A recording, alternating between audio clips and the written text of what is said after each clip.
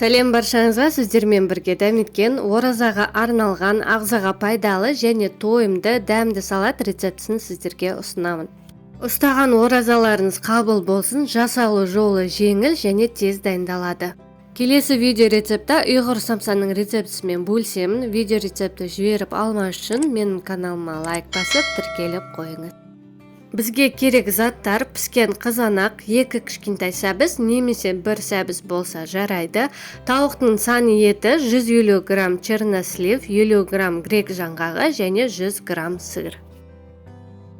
Салатты дайындау үшін грек жаңғағын және черносливті тақтайшада турап аламыз.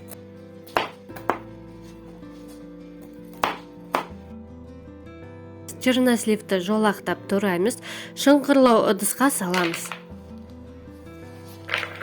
Енді піскен тауықтың сан етін турап ыдысқа саламыз. Енді үкішті алып, ірі көзінен сырды өткізіп аламыз. Сырды ыдысымызға салып, сәбізді үкіштен өткіземіз. 2 штук қызанақты ірі көзді үкіштен өткізіп дайындап қоямыз. Шымшы тұз саламыз және де шамалы қара бұрыш қосамыз. Салатқа майонез қосамыз. Егер де майонез болмаса, майонездің орнына қаймақты қосуға болады. Енді осының бәрін жақсылап ас қасықпен араластырып аламыз.